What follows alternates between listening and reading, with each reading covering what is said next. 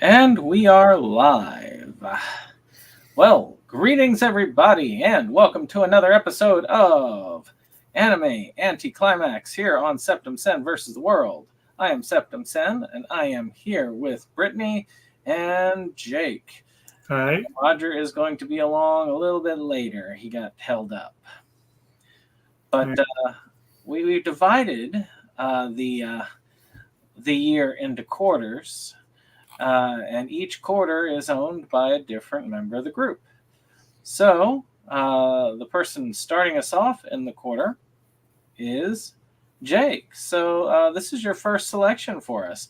Tell us a little bit about what we have watched for you today. Alrighty. So the first selection is a series that aired originally in 2003 from April to October of that year. That is if I recall correctly, yes, a Studio Bones production with lead director Soichi Masui, and a handful of different people doing the screenplays, but scenario by Reiko Yoshida. It's a series called Scrapped Princess. And basically, the short version, I'm going to start with what ANN says. Pacifica Kasul is the most feared and hated person by the followers of the god Mauser. Known as the Scrapped Princess, she is the poison that will destroy the world. And so basically, she travels with her brother Shannon, who is a swordsman, and Rachel, however you want to call her, is a mage, her sister. Adopted siblings, although they're, of course, siblings of their own. And the series picks up shortly after they leave their hometown of Manhurin and basically follows through to the prophecy from Grendel. The prophecy is that on her 16th birthday, she will destroy the world. So many different forces are trying to prevent that from happening. And obviously, our main characters are trying to prevent her from being killed. So that's kind of the long and short of it. So we will start.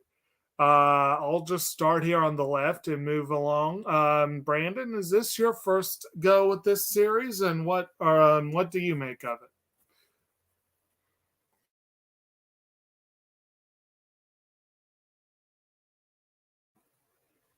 Brandon, are you with us?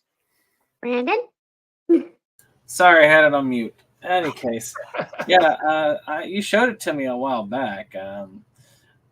I remember that because I didn't get my copy until later, when it came out on Blu-ray, and so this gave me the opportunity to watch that copy. Good deal. Or at least part of that copy, because my Blu-ray player died, so I had to wait for my for a replacement to come. Oh, that's too bad. But I did finish watching it, and I will say the short answer is it's all right. That is a short answer. Yeah. Summed it up quick. Okay. Anything else on your initial impressions, or? I always mix this opener up with the opener for Oh My Goddess. That's because of the bagpipes. Yeah, sure. If you say so. All right. Well, I guess then, Brittany, how about you? Is this your first go with this, and what are your initial impressions? First go, yes.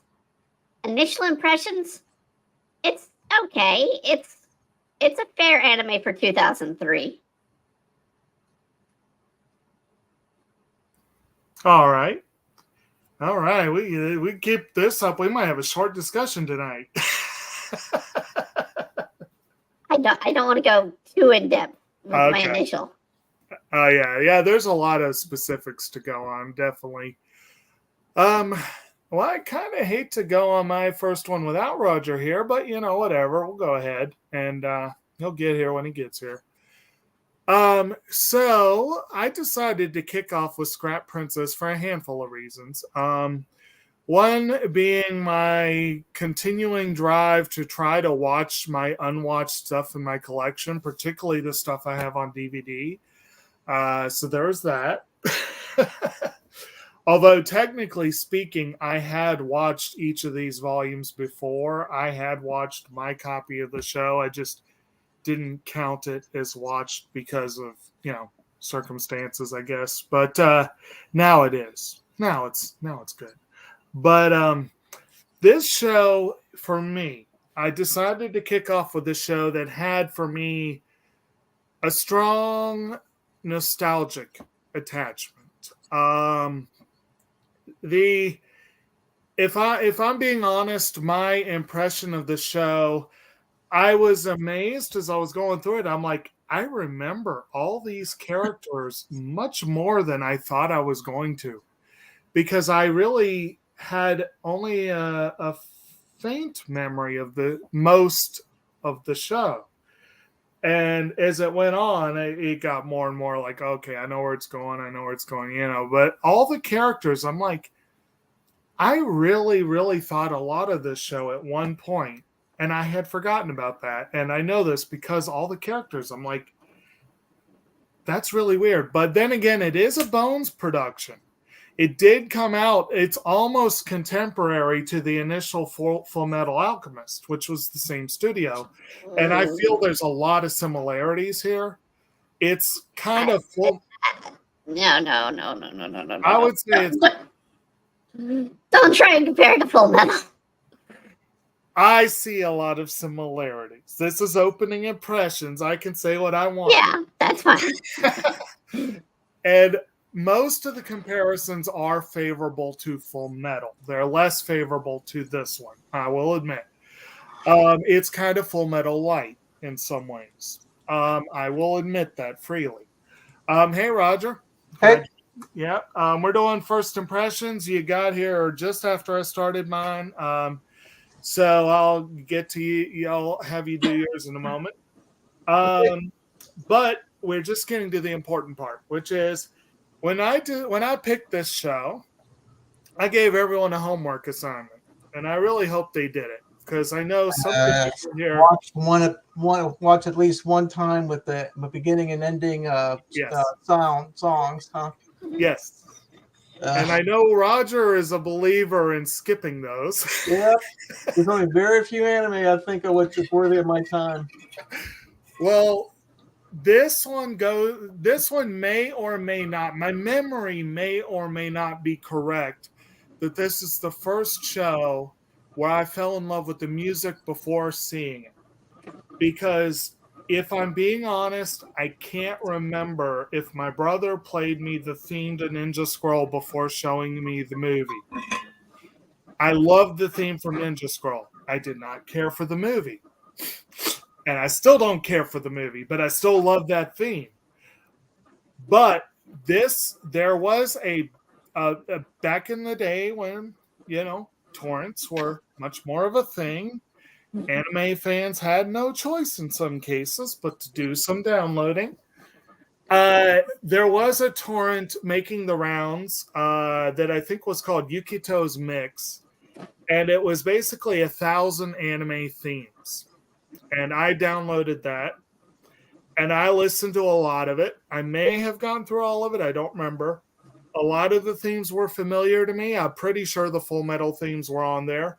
There were some others that were familiar to me, but one that I'd never heard before leaped out at me, and that was the opening theme to this show, Little Wing.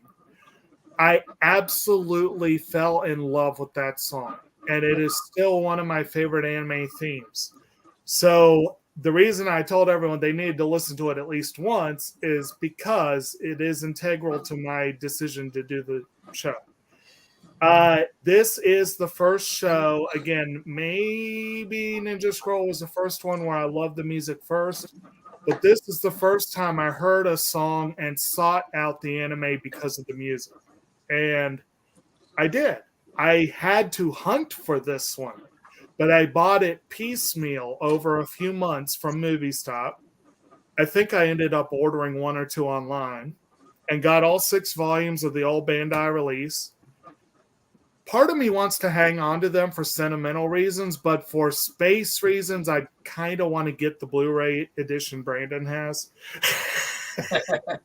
But I kind of like the old school Bandai release, and I kind of want to keep it. But so again, this one for me has a great deal of sentimental value. If I'm, again, being honest about the show itself, and again, I know we'll get into this. I've already had some of this discussion on, in the discussion with the folks here. The show does seem to have a little bit of trouble figuring out what it wants to be. It pulls kind of a weak bait and switch. Starts off as a sword and sorcery fantasy series before becoming a sci-fi post-apocalyptic dystopia. Which is a very interesting thing. And Brittany, I do agree with you. The clues are there from the beginning. But the first time it did that switch, I was like, huh. But at any rate, and now looks like Roger's trying to leave us. There we go. Leave us, Roger? Apparently, Rose decided that she did not like him and kept clicking him off. Okay. Okay. We do have a chat for a second. What's up? Oh. Oh, Hi, right. Mike. Thanks for joining us. Thanks for watching the trailer. By the way, Amityville webcam trailer 2 also just dropped on the channel. For those of you, Right. I don't know how much of a cross there are on the 2 audiences, but just in case. Yeah. Anyway, maybe one day we'll produce our own anime. Who knows? I do have some money in a Kickstarter anime project right now. But anyway, we'll go ahead and kick it over to Roger. Is this your first encounter with this show, and what were your initial impressions? Well, to watch anything more than one episode, yeah, that actually, I did watch like one episode and kind of forgot about it, and then I decided to kind of forget about it. So for me, it was just a curiosity to get, because the set was kind of rare at the time. I said, I gotta make sure, I gotta click all my boxes. So one of them was the Scrap Princess, thin box, and I bought that, and I liked it. I liked the box so much that I bought the rest of the individual DVDs at Bandai. Of course, I haven't thought about it until just about a couple of weeks ago. So, yeah, I assumed it was one of those kind of swords and sorcery thing. I was starting to get inklings that it was something different when I started seeing all the tech, some science fiction, some fantasy kind of stuff, kind of mix in. So this is the first time I watched it all the way through. Overall, I think I did realize with Studio Bones, just that anything good from Bones is supposed to be pretty decent, just like anything from Sunrise or anything from Madhouse. So it's always kind of hoping it's going to be something with lots of high fantasy, like let me see, like Slayers or something like that. But does turn on its heel about almost sometime a little bit later in the show. So I did like it overall. I don't think it's going to be top 10 fantasy, and certainly not a top 10 sci-fi. It doesn't know what it wants to be. So the DNA of it's going like 2 different ways, and because of that, it's not going to appeal as much as regular Lotus fans would appeal to, or Legend of Galactic Heroes people would want to watch. But it's something in between, so it's all right. All right. Another series that kind of straddled that border, that to mixed effect, Fractal's another one that comes to mind because it has sort of a fantasy vibe, but it's very steeped in technology. And that was one that started off really strong and kind of floundered toward the end, or at least I thought so. But yeah. Well, I mean, we already covered one. Escaplane. Oh, that's true. That one. Yeah, that one as well.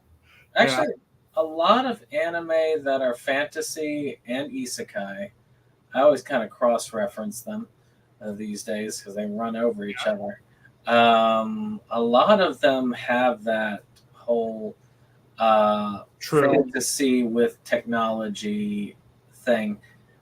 The whole like future world locked in a fantasy that went downhill after war. Now it's like feudal fantasy sort of stuff. That's not new, but I have seen it in a couple shows before. I could not think of it off the top of my head. I mean, American show that came later. Actually, I don't know. Yeah, I think it did come later. It was Adventure Time. They did it. But I know it's been done before on multiple occasions. So, not a new trope, but still, not bad for whatever it is, trope-wise. Also, a lot of RPGs like to do it. A lot of RPGs. Right. And this one definitely has a lot of elements that seem like they would be fully at home in an RPG campaign. Quite a bit there. In fact, this might even make a pretty fun setting for an RPG, but maybe a video game RPG. Tabletop would just be a nightmare. Right. It would depend on how it's done, but I could see it as a possibility. But you're probably right. The video game one might be a little more, it'd be more streamlined at least. And some streamlining might be useful for a story like this. Looks like Star Ocean, for instance, would be a great game to talk about. That it was kind of fantasy, but it really was technologically injected quite a bit. Chrono Trigger 2. All right. Not the sequel, the first one. The second story is the one I'm used to. I like playing, but it definitely had something in between. Yeah, that's Kafloni. Yeah, there's a couple of anime that has a fantasy theme, and just like kind of like what was it called? What was it? Something. Genesis Survivor Graph was like this too. Okay. There was that one with the dude who wore the mask, and it started with a U. And it was a long woman. He who sings like the wind, the Ultramanio, whatever it is. I think that's it. Yeah. Something. Yeah, it's difficult for me to describe. It's like underwater, something. It's pronounced like underwater, something Sakana, whatever it is. You got the mask guy. And then you have the science behind it, and it becomes a fantasy show until it's again towards all the way to the end. Yeah.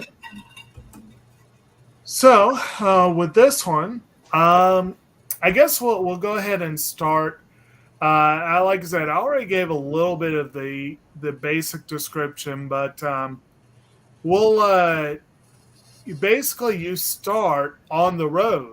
Like I said, the show pretty much picks up right after Pacifica, Shannon, and Raquel have left Manorin behind, and they're already being pursued by various assassins. Essentially, Pacifica, she's that cheerful-looking, blonde-haired, blue-eyed girl in the front.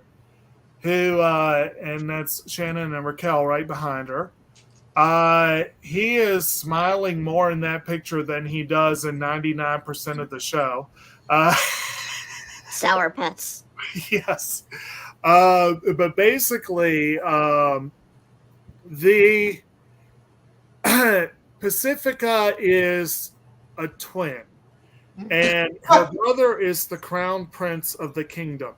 When they were born, because of a prophecy that she would become the poison that would destroy the world, she was supposedly scrapped, gotten rid of. The queen, it turns out, couldn't bear to kill her daughter. The knight who was supposed to carry out the execution couldn't. Well, no, he did drop her, but she was saved by Raquel, I believe. It bounced. Yes. Bumbles bounce. And she is raised in secret in Manhattan by Raquel and Shannon's family.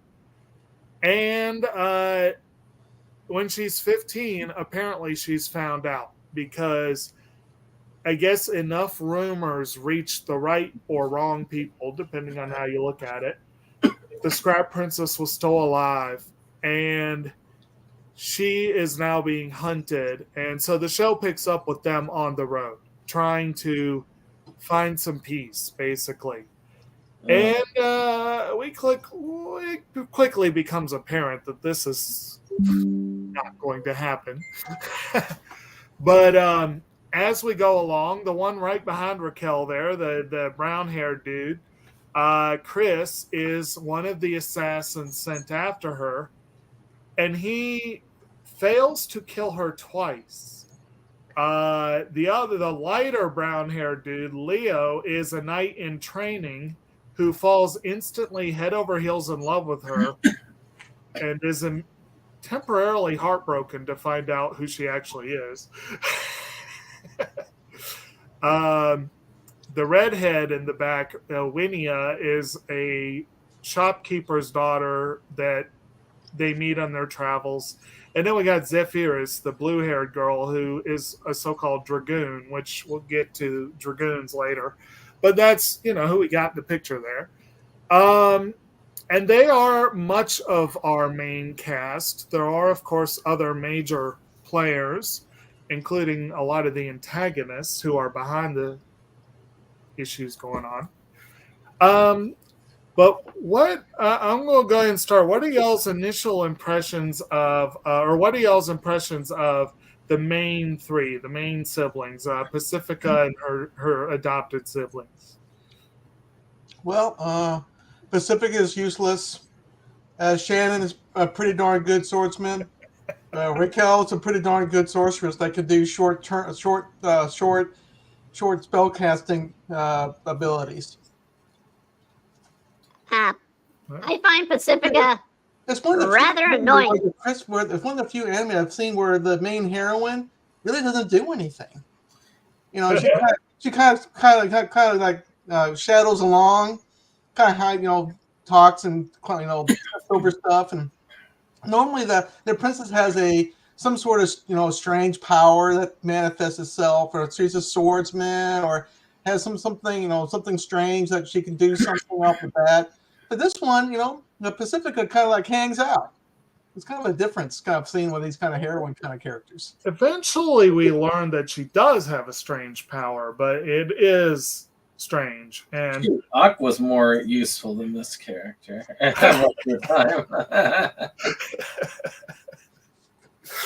Right. Brittany, you were saying something. Did you say what you were? I mean, I kind of find a Pacifica kind of that annoying, and like Roger said, useless character. She does have magical power, but it's so used sporadically. It's just like we spend most of the episodes just being like, do something. Right. And she does nothing. Right. Shannon's your typical swordsman of anime, even up to current standards of the emo swordsman. Right. He is the goddess of the party. Probably the most unique of the trio. Chris, there's not much to say about Chris without going into detail of the story. Yeah, I wasn't hitting him just yet, but you're right. He's very tied to the plot.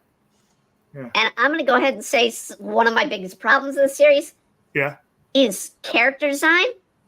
Mm-hmm. And Leo is one of those that really irks me as an artist. That hair, I mean, you can see the hair in the clip here, or the image we have.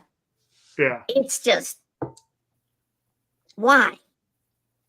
That and the giant shoulder pads on most of the cast, it's just like, we don't need those. Not to mention Leo has that single like bandage wrapped around his head the whole time. Well, then he takes his bangs and sort of folds them under the bandage. Yeah. Which is like, why? I'm going to think about it. Excuse me. Pacifica does have a kind of interesting power. It's just where no matter what, when somebody has the opportunity to kill her, nothing happens. True. I know it's different in story, but these the stronger beings that are there and all that. I just wonder why they finally capture her. That's at one point, but they they make up excuses. They say, "Oh, we need to use her as a bargaining chip," or "We need to think about this," or "We know that she's too cute to kill right now." Then realize that she got away. Now we need to kill her. Right. She is known throughout the land as the Scrapped Princess, but as the series goes on, we come to realize she's also known by another name, which is Providence Breaker. And that really, her power is basically she defies the will of the quote-unquote will of God. That's basically it. That is her power. If she is attacked by someone who is supposedly an agent of God, she basically has a get out of jail free card, essentially. That is her power. She does have other abilities too, and I would say she's not totally useless. She does inspire people, which is useful in this setting. That is one of her abilities. And she has the ability to counteract the will of the peacemakers who are supposedly agents of God. So she has a ability. She is useful. But I will agree with the idea that I often was like, do something. Please do something. I really do. I did not. She has serious issues. Like, she is internalizing all of the weight on her shoulders of being the poison that will destroy the world. She believes she is responsible for all of this. So that can get a little annoying at times, and it's one of the reasons why she often doesn't act. I will say, given similar characters like this, she did not annoy me as much as some of that. She did not annoy me like Shinji does. She did not annoy me like Saya does at the beginning of Blood Plus. She didn't annoy me as much as Luke Skywalker does in the first Star Wars. They are characters who constantly complain. Pacifica at least doesn't complain as much as they do. So I give her that. But I will also say that she's almost as worthless as Saya was at the beginning of Blood Plus. Luckily, she never has that complete and totally bullshit about face that Saya has. But, I would argue that she's not a total waste of space, but she did test my patience. I will admit to that. I'll say this about the plot. Mm-hmm. I mean, it was very predictable because they weren't going to have her really be the destruction of the world or this evil thing. You know what I would have liked to have seen? There we go. I'd have given this anime a lot of props. I'd even have held it up very highly if they decided to stick with it find out that yes, the church actually is the good guy in this, and that she is, unbeknownst, a demon that's going to wake up and kill everybody. And then everybody has to band together to defeat her at the end. And as they save the world, she finally, comes back to herself and says, "Thank you for killing me. You've saved the rest of the world." And then end it. She'll have like two halves, the evil half and the good half. The evil half splits off, and that's the demon to kill, and the good half, oh, I don't know what happened, but I'm here now. What's going on? I don't know. Useless, which half would get actually being useful? Oh, shoot. I just kill her off at the end. They kill her off, and she comes conscious at the very end after they defeat her. Yeah, and then she says, "Thank you." Ears down and stuff. It's like, oh, I'm just a country bumpkin now. Yeah. I did actually kind of like, spoilers, people. I did kind of like the revelation at the very end that it was actually her death that was supposed to trigger the destruction of the world. If all these people had left her alone, nothing would have happened. So I thought that was actually kind of funny. Well, you give a timeline. Right. So. Yeah. But, so, and as far as the others, yeah, I'll admit, I did think that Raquel was a little harder to pigeonhole, I will admit, than Shannon was pretty easy to pigeonhole. I mean, he basically was, he's the stoic swordsman who will always try to do what's right, Every anime has an emo swordsman. Pretty much, yes. And again, he is this show's Zelgadis, but he's not quite as, like, Zelgadis had a little more variety to him. Shannon has a little bit of variety, but not a huge amount. But they do make good foils for her, I think. You can see, they make a fun little family unit. I think they work well as a team. Mostly. One of the things as well with Pacifica is that she is a little bratty. Like, I mean, yes, she is 15, so a lot of that is just her being 15. No. Do not excuse us. A 15-year-old would not act her way. Some of them would. But maybe a spoiled, rotten one. Yeah. She is a little spoiled because her family, her adopted family loves her very much. So she is a little spoiled by that. And it's kind of, and then certain other people, she has this effect on people. Most of them tend to like her, even the ones that Chris is supposed to kill her. It can't bring himself to do it. They meet an inquisitor for the Church of Mauser who absolutely thinks she's just a great girl who got a bad rap.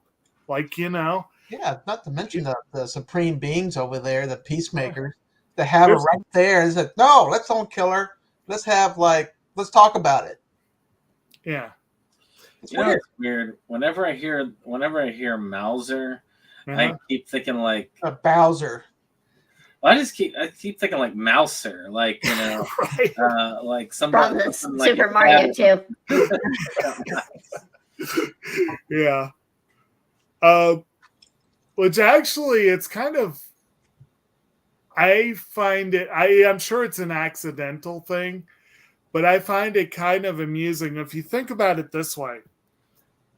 One of the big revelations we have is that this world that these people are living in was basically an artificial world created by AI working in conjunction with an alien race. And they created the Church of Mauser to keep everyone in line, keep them in check. And if you think about the Hitchhiker's Guide to the Galaxy, where the Earth was a supercomputer, and the scientists who are running the experiment turned out to be mice. You know, Yeah, at least they had the question, and then you had the answer. right. But In this case, it's kind of like, what? Yeah, so we want to make a terranium. right. Stick the people on it and see what happens. But yeah, but so basically, I'm trying to recall if they come up first against Chris or if they come up against Kedar first. I feel Chris like is in episode 1. yeah.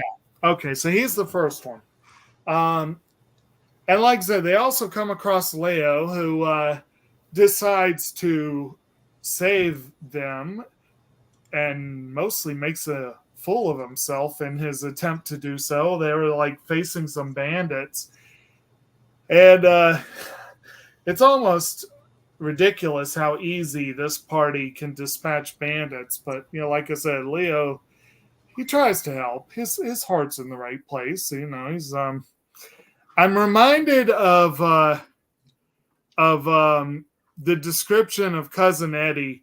You know, his heart is bigger than his brain. You know? He's but again, he's on a quest to become a knight errant, seeking the meaning of chivalry, and it falls instantly in love with Pacifica and declares right out of the blue that she is his betrothed, and starts following them around like a little puppy. It kind of turns out that Leopold, he's actually some sort of noble. You know, Yes. he has the ability, and because he has a coat of arms or a symbol, they is able to pass through gates easy.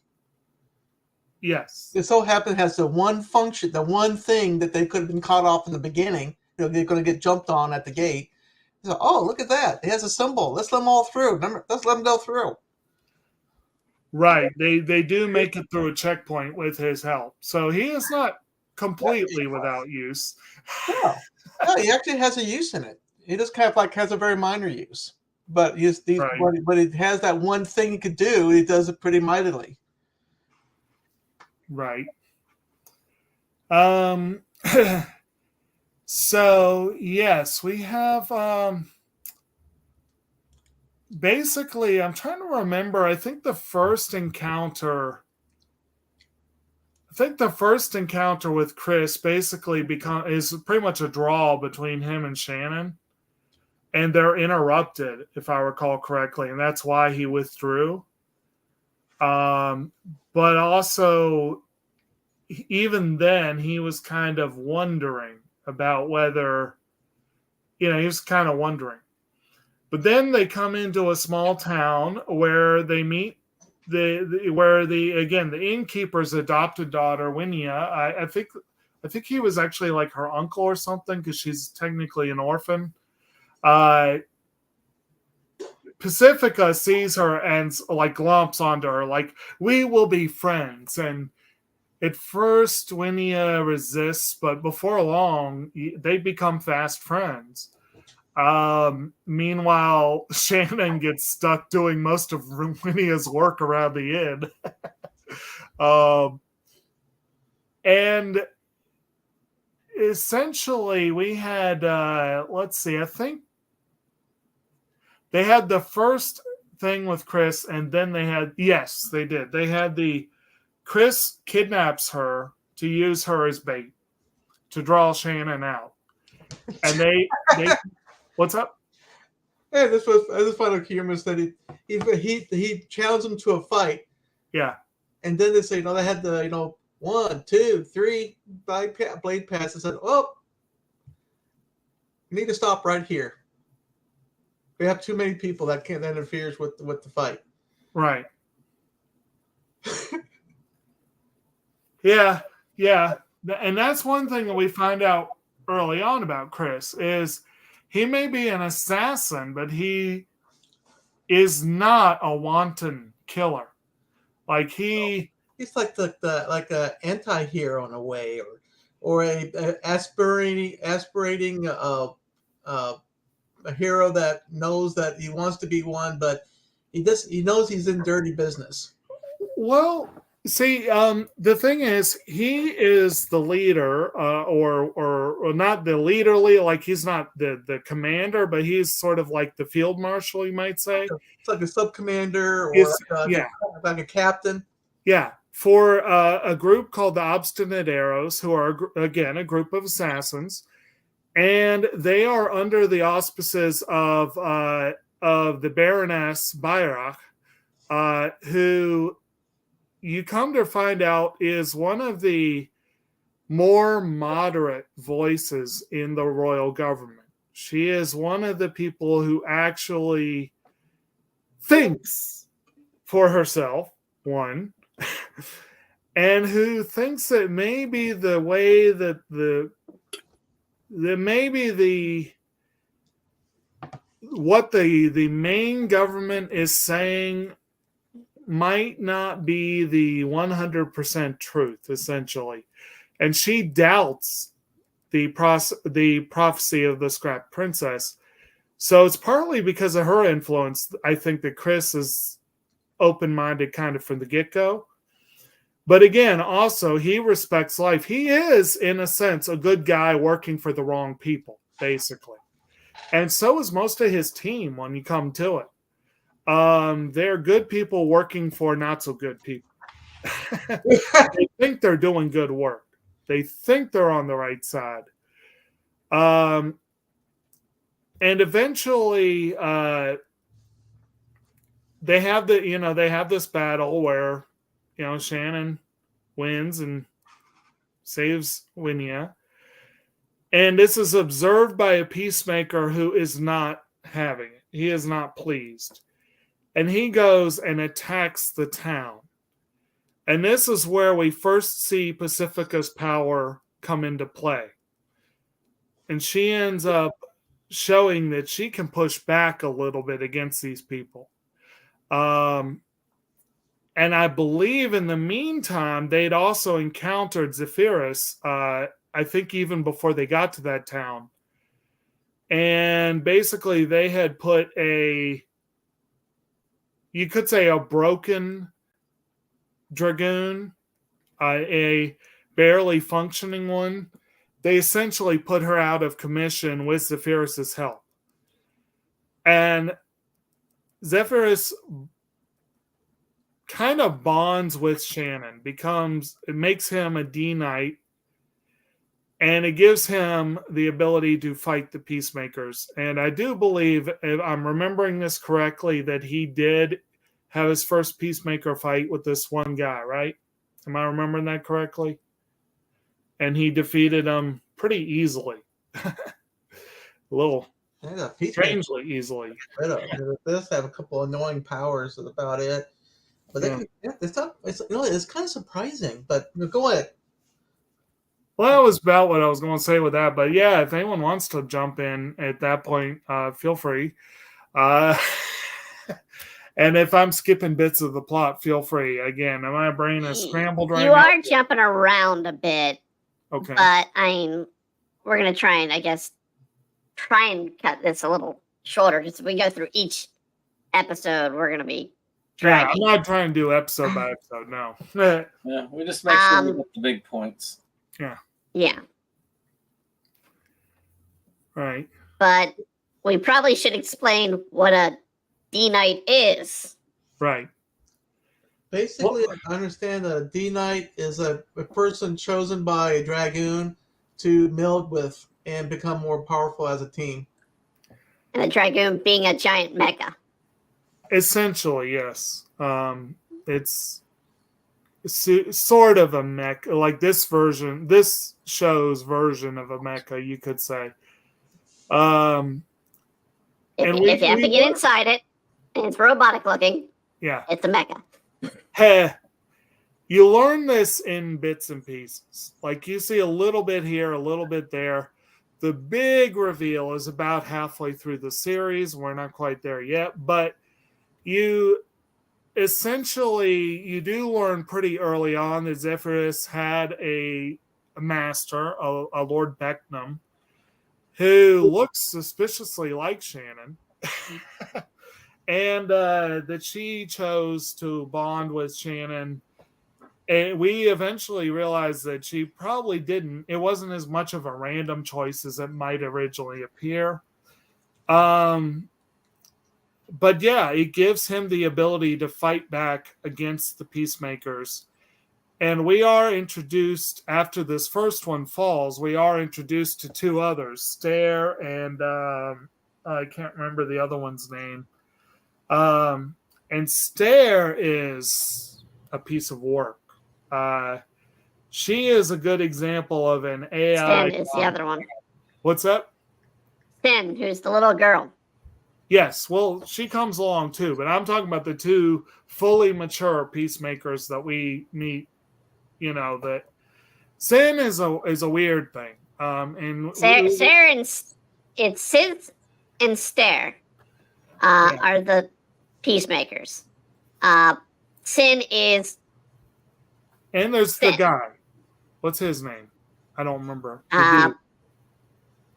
Golly. Is I that can only think of. maybe? I'm trying to look through this. Episode 6 has Golly, Kidnap, Raquel, and Shannon. And he's, so him. All right. Well, at any rate, the yeah. At any rate, we have these different things where they manage to take down one peacemaker. It kind of helps put them on the map again. I think this is after we kind of mentioned Kedarf and then skipped over him. Basically, he is another assassin who uses a lute and so-called bugs, which are little machines that have very, very, very nasty toxins. They actually managed to poison Pacifica, and this is where we meet the knight. His name's escaping me, but the knight that had been responsible for her scrapping, who, of course, Leo thinks, oh, he'll teach me the meaning of chivalry. Sir, and he's pretty much like, dude, what's up? Sir Barrett. Yeah, Barrett. That's what I'm saying here. Yeah, he was pretty much the guy I was looking for in the first place to help him join the big knights that he's looking for. And it turns out Barrett left the knighthood behind, and now he's a doctor. So they initially are disappointed by him and leave. You know, Leo is crushed, you know. But then they come rushing back when Pacifica is poisoned and needs to be saved. And so, you know, we get that little bit going on there. Kedarf basically gets shown the error of his ways, you might say. He's pretty handily defeated by Raquel, actually. And later, when we find him, he's living in a playhouse and has totally given up being an assassin. Although he does help out again later on a couple times in battle. And then we also have a little part where when they meet up with the Inquisitor, whose name is Markle. Am I getting that right? The priest at the restaurant travels with them, the village. Not getting his name. Leonard, I'm guessing. I want to say that it starts with an M. I want to say that. I could be wrong. I'm looking at Requiem of Heretics and Serenade of the Fake Princess. Yeah. And Leonard's the only one. Oh, no, Leonard's Bergens, that's who it was. Bergens, yeah. And yes, they find this hidden village of basically heretics. They're basically people who have been cast out or or whatever. They don't follow they're Mauser. outside of the Church of. What's that? They don't follow Mauser. Right, exactly. They are separate from the church, and any other inquisitor would have gone in and had a field day with that. But Birkins is a different sort. He actually goes in when they say that they're going to arrest him. He goes along with it. He lets it happen. And then Pacifica is absolutely insistent that he not be left behind, that he be, when they're trying to escape or think about leaving or whatever, she's insistent that he be involved. And before they end up leaving, he lets Shannon know he knows exactly who she is, and he is not going to report it or send anyone after them. So, but in the meantime, we find out that this town is a cult. That there is the lady Elphatine and a bit more about it. It's a cult. They have right. an illusion field built up around them. Right. That also keeps people from escaping. Right. And as they go in, Raquel kind of comments on that. She notices the field as they go through. But yes, Leonard is the putative leader of the town, and Elphatine is introduced to them. They come to realize that the town pretty much worships her as the scrapped princess. They are, and I don't recall if it was definitively shown that she believes that or not. She has been convinced of it, I think. Leonard, we come to find out, is full of shit. Oh no, we find out the priestess. Yeah. She's not controlled. She knows it's bullcrap. She's kind of forced into it. She is able. She does have visions, so she does have visions. Power. But she knows she's not the scrap princess, which she claims. Right. Yeah, I couldn't remember for sure how aware she was of that deceit, but I think she probably does feel that she has a power, and she does believe that they're helping these people. She has no idea what Leonard's actual goal is, where we eventually find out he actually is an inquisitor who has rounded up all these heretics and is going to have them destroy themselves. And Leonard is the inquisitor. Yeah, but he has made them believe that they are going to save the world, which I guess in his opinion they kind of are. But actually, I'd like to say this particular episode set was the best storyline in the anime as far as I was concerned. I actually liked this one. It held more interest to me than the end game and the weird mecha stuff that happened at the end. And I felt like if more of this was tuned into this, I think that this could have gotten above okay and maybe even gone into good territory. Right. I think it was one of the more tightly plotted elements of the plot. It does make a good little self-contained vignette, but it also does bring in, again, I will agree, the show is flawed. It's not perfect. And there are times where it struggles to know exactly what it wants to be. But there are themes that run throughout the show. There are things that run throughout the show that I think are kind of what they wanted. They're at least dancing around them. And a lot of them come to the fore here. And one of them is the question of who is actually right. I'm going to give an explanation of why this probably feels like a better plot here than later. The anime, like most anime at the time, jumped ahead of the manga and novel. The manga ended in 2004 and started in 2002. The light novel started in 99 and ended in 2005. So the sources of the anime, there's obvious deviation at some point. Okay.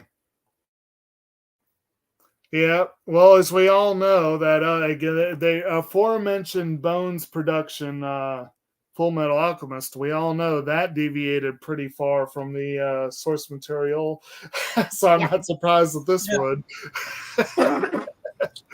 But yeah, that was. I'd be curious to see how the original story went, but I haven't had a chance to look into it. Seek out the light novel because it's probably got the most details.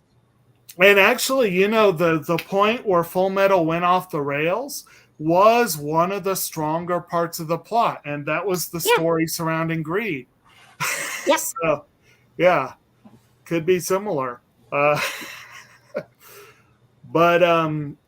yeah, one of the themes I think that runs throughout the show is the question of how do we know who is actually right, who is good, who is evil, what does it mean to actually to be righteous? These are all themes that get touched on throughout, and they really come to the fore in this particular part, because you've got these people who genuinely believe they're going to save the world, but they're being led by the nose by a total douchebag who's only in it for himself.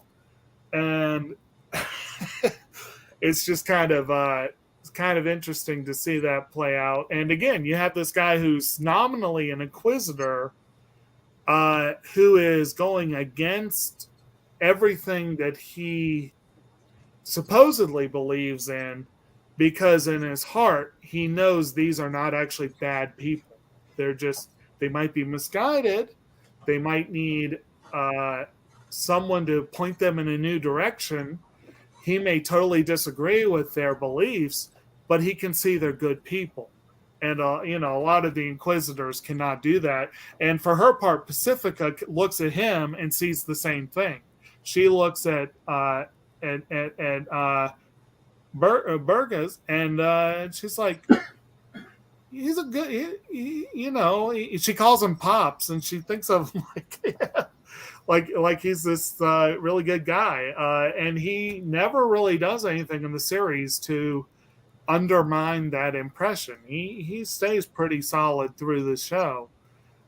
He's mostly a background player, except for a few things near the end, but which I don't know in the original series if the character became a big player or not. I really don't know. But I have no clue. Yeah. It doesn't give me a detail about the way it goes. Right.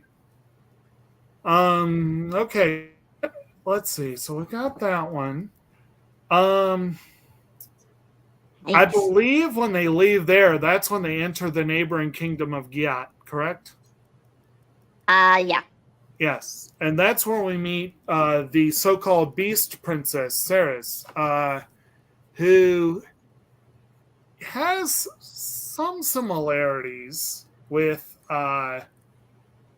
Pacifica, but also some significant differences. And Ceres, and Ceres, she's kind of like, you could say she's almost like if Pacifica had more of Shannon's personality. But she is the leader of a organization known as Scarlet that is known in the other kingdom that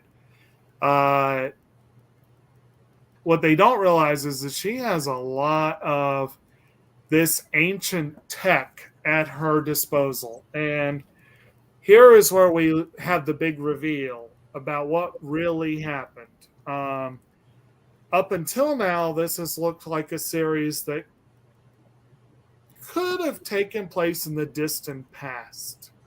Although there are hints here and there of futuristic or at least contemporary technology, there definitely are hints that this is definitely not a historic setting in some ways.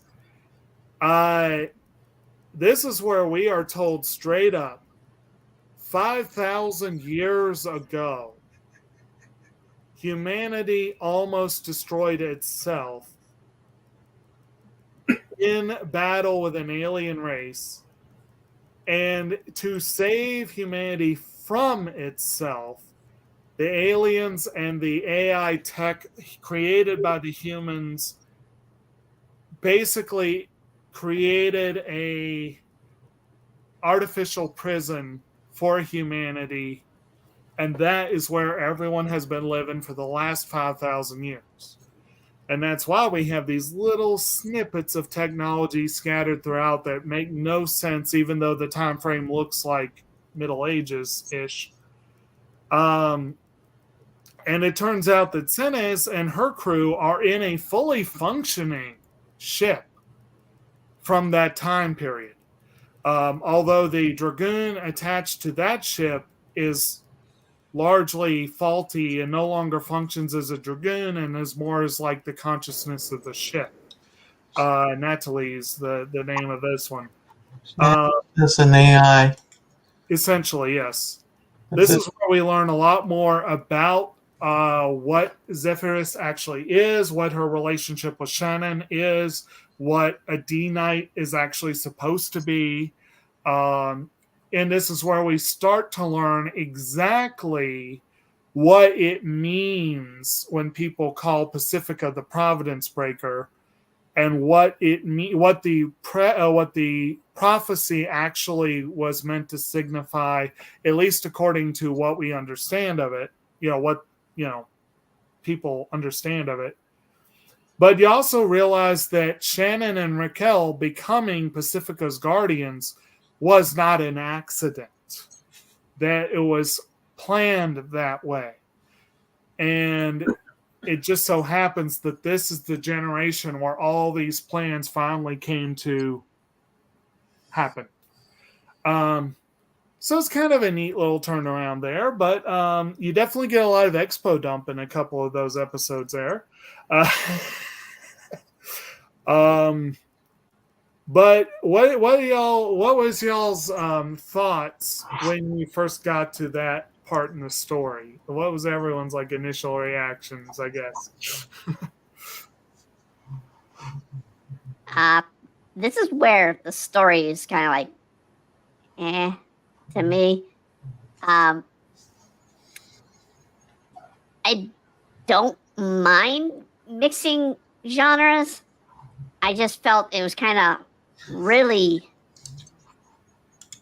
just jaggedly put in there, messedly. Okay. And that kind of turned me off in the series. Okay.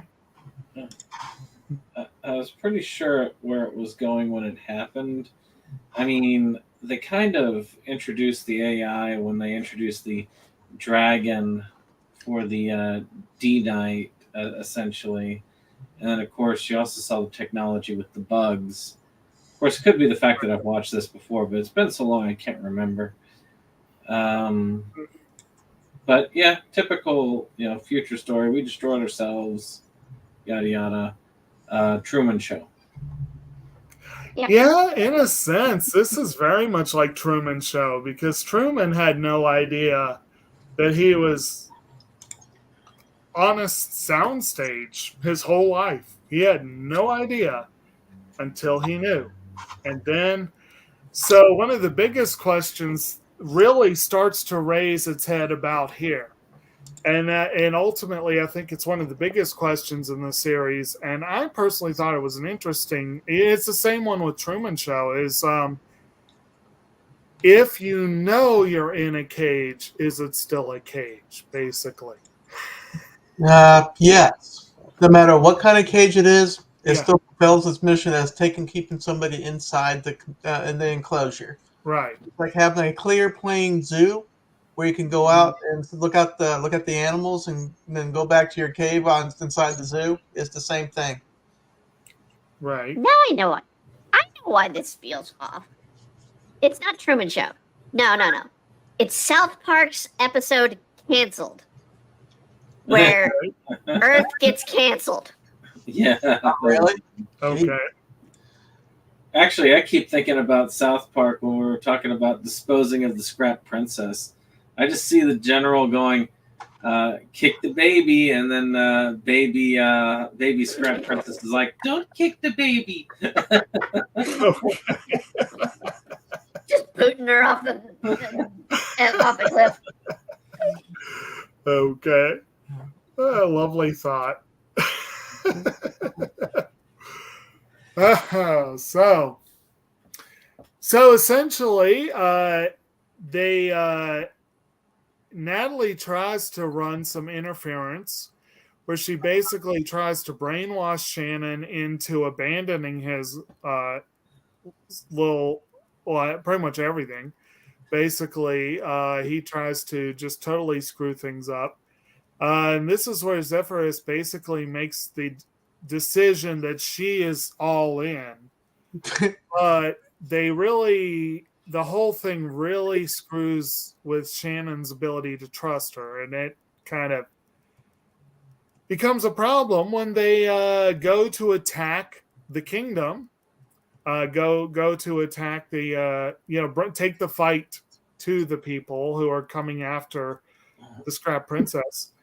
And the power-hungry, warmongering General Stahl decides to rain down essentially their version of a nuclear weapon. Yeah, the G spell. What's that? The G spell. Yes. Gnap thing, whatever happened. Oh my God, the Gnap. Yeah. The G bomb. There you go. Tell you what. I mean, going back to the Natalie thing, like you touched on there, Kabuki Jake.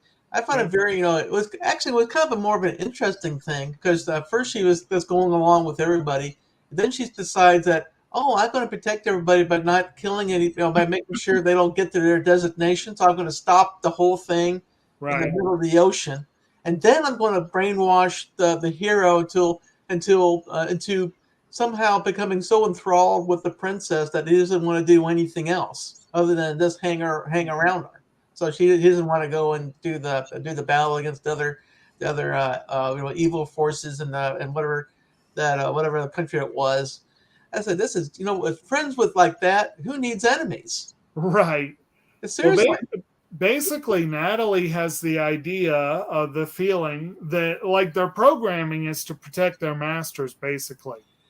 And she feels that the best way to protect everyone is to keep them from going on what she views as a suicide mission, which it very well could have been seen as a suicide mission. I guess. I mean, yeah. But she just decides to, just to shut down the machine, and then wait for the Gnap spell to zap them. Yeah.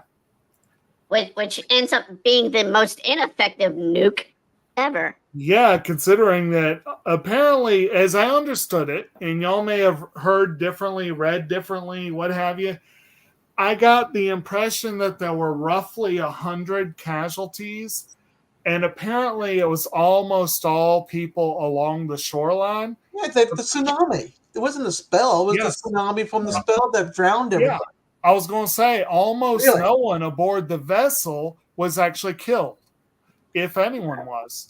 But there were tsunamis along the shoreline that killed a lot of people. But yeah, one thing they left behind was the fundamental problem with casting a spell was going to cause some sort of major uprising war. Yeah, we're going to cause wars here for everybody. Everybody's going to die. Everybody's going to have blood. Everybody's going to have death everywhere if you catch this particular spell. Right. But they kind of like that particular thing kind of fizzles. I said, no, I guess nothing's going to happen. We're not going to have another, like in Escaflowne, you have everybody else that want to join the group. All the nations want to get rid of the other, Zybok. They want to get rid of Zybok, and then they decided to turn on each other when Zybok was turned to dust basically because of what machinery over there went Ari. But nothing really happened. I was looking for this political intrigue where you're gonna see go to another kingdom and say, hey, this people cast a nap spell, so we need to go and start thinking about going over there and taking care of them. But nothing happens. Yep. That's because the anime forgot about that. Yeah. And I'll admit, if Brittany, you may be correct that if this had deviated from the source material by this point, I do know from what you had said, because this is the point where your favorite plot point came into play. If there's one thing I absolutely hate in a story, it's misusing amnesia. Yeah. And this series absolutely misused it. Yeah. I mean, they have this kind of a character in canon. You have it in they got the main character that forgot some memories, and you have to discover what happens during this kind of event. Yeah. You have other animes that have done this before, where the main character loses their memory during a shocking event. They change their hairstyle, and this one does not disappoint. She just decides that whatever the event, the flash was, or the dimensional portal disruption that caused all kinds of problems with the Gnap spell, she is the one that lost her memory. But here's the problem. Here's the problem with it. When she gets her memory back, she forgets all that stuff that happened when she lost her memory, which doesn't happen in amnesia. Well, and also, it's a very much it's almost complete, like someone flipped a switch. And I will admit, that's one of the things that kind of bothered me a little bit. Like, there are a couple of things that tug at her mind that she kind of feels the beginnings of a memory, but it's not until that scene where she finally recognizes Shannon for who he is, and suddenly the switch is flipped and she is herself again completely. And yes, there's that one reminder of her life while she was amnesiac that brings her to tears, and she doesn't know why. But other than that, she doesn't show any sign of remembering that period. Yeah. It's almost as if that they wanted to have this amnesia to happen so they can introduce this other dude, the Fully guy, the Fully the reforms assassin dude. 100%. This is and then just write them off. This is 100% amnesia to order. On a platter and served with steak. And I'll admit, I don't thoroughly dislike that segment. I think there are elements to it that are really good. They could have done it better, but I will admit that it was handled poorly. When you write amnesia in a story, you've got one of two ways you can go, where the character completely forgets everything, which is this case, or a more realistic form of amnesia where you forget elements of that time, but you still kind of remember things. Yeah, like this one is just like blatantly forgot. You remember your skill, but you forget your name, or forgot where you came from, what kingdom. Yeah, I'm on board with that. Actually, a series that I just watched that used this exact element, including amnesia is restored, but you forget everything that you would have remembered while you were under amnesia, and that was Rascal Does Not Dream of Bunny Senpai. They actually used that exact thing. They did it better than this, but really? They did. Thanks for warning me. They did use the exact same basic concept of, I've got amnesia. Now I've got my memories back, but anything that happened while I had the amnesia, that's gone. I'll use One Piece. We just went through the Wano arc in One Piece, and the worst part of it is when one of the big bads had lost their memory entirely. And it's just like pissed off the audience enough that we're like, no, stop doing this.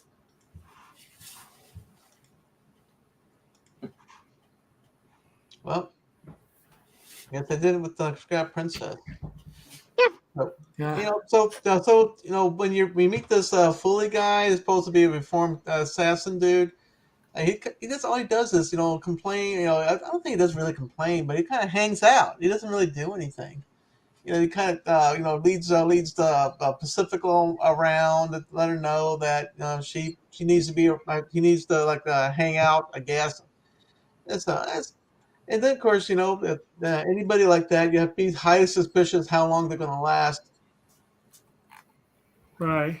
Well, she ends up hooking up with this guy Hure, who ends up he's clearly a surrogate for Shannon. Like there are so many similarities there. But yes, he is a former military operative from an elite squad who just got tired of it. He does not believe in. You don't believe in killing anymore. He believes very much like Pacifica. He feels the weight of the lives that he's responsible for. Although in his case, it's much more direct. Like he had more directly been responsible for a lot of these things. Yeah, it's like the captain dude. I forget the name of the captain dude. You got me chuckling on it. The Ellie, what's his name? Ellie again. Fully wants to get away from being an assassin. His captain friend comes up and shakes him. They basically say, "No, you're a cold-blooded killer. You cannot possibly move away from your destiny.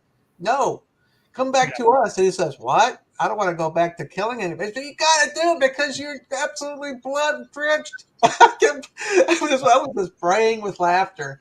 I said, I couldn't believe it.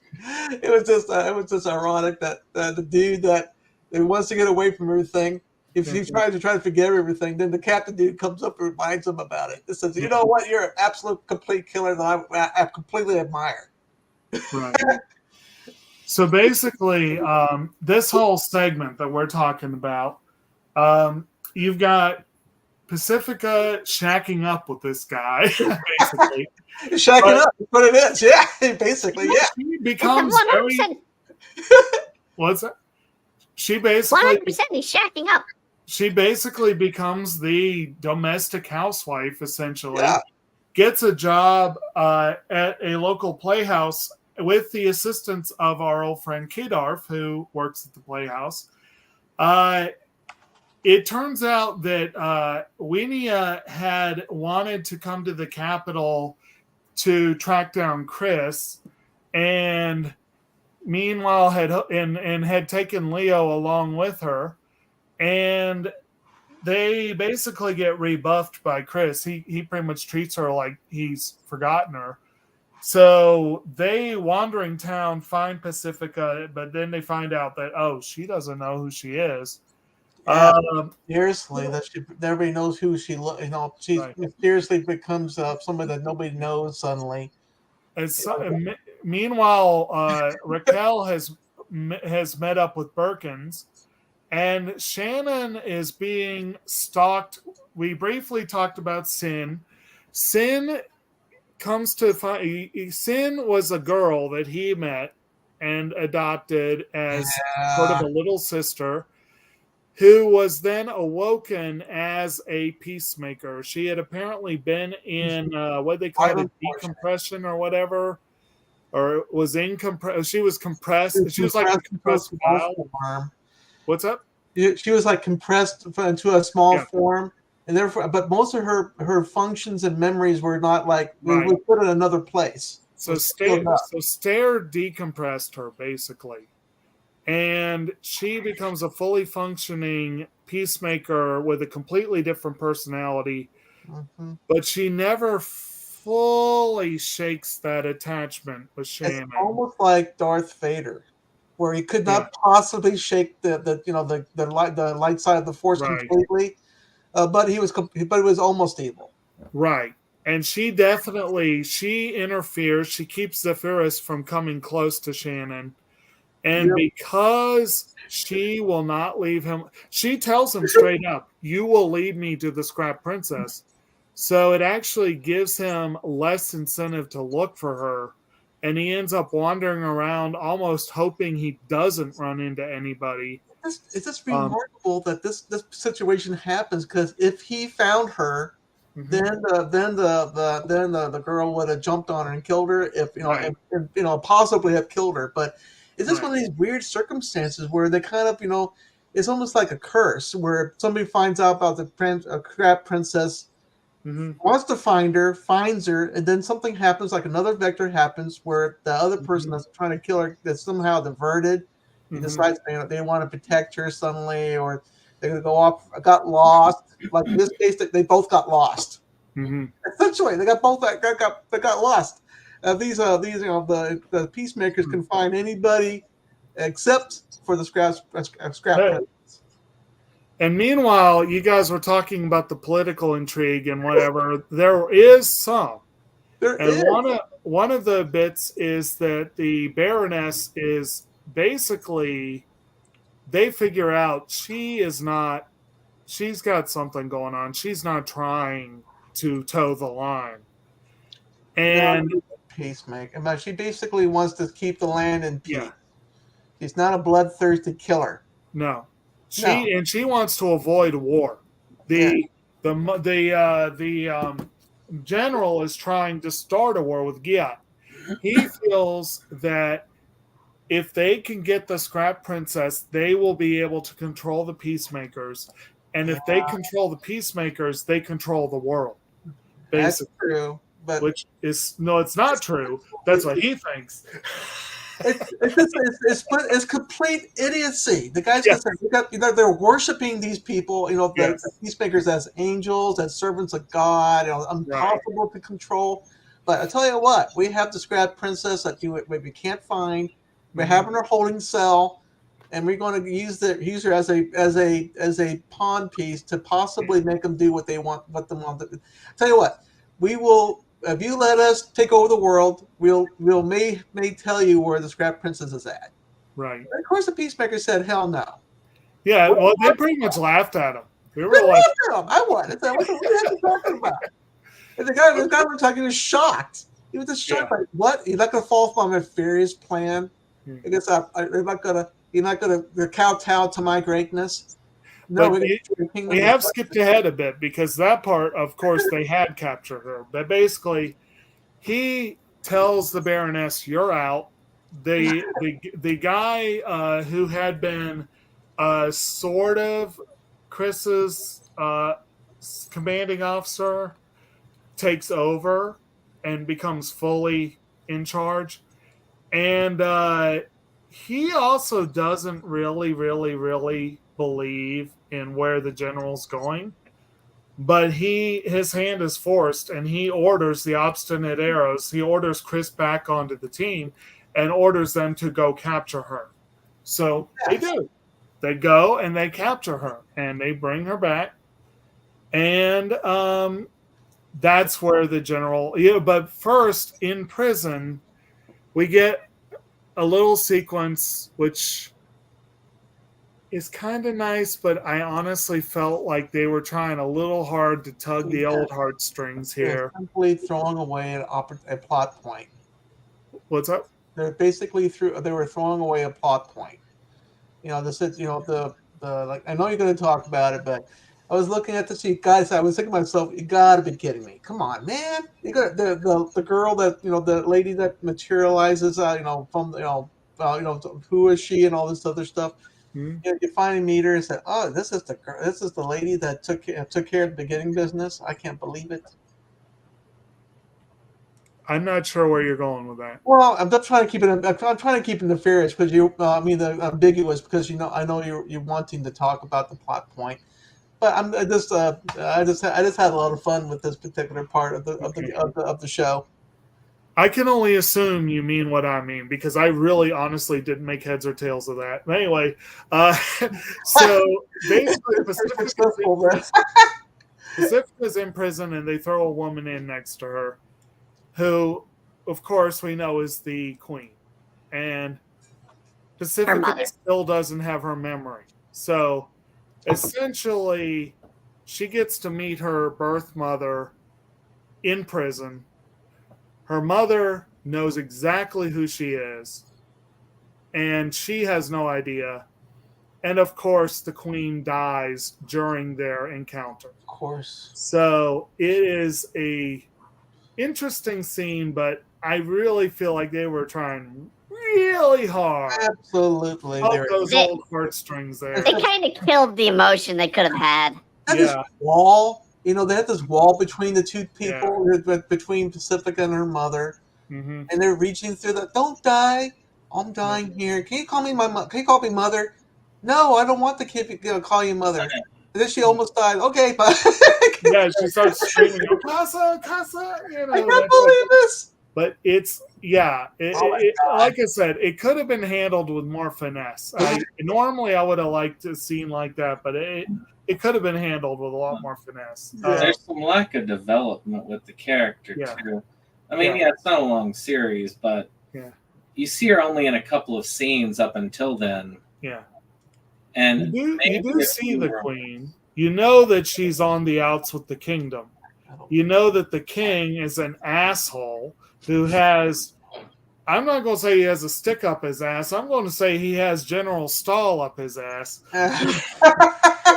He is just, what's up? I'm just saying, you want me to feel for the character, be really, really sad. You need to get me to get to know her a little bit better. Yeah. Exactly. You can't just flash somebody and say, you know what, this is her mother, and therefore you need to cry over her death. Like That's they like- do.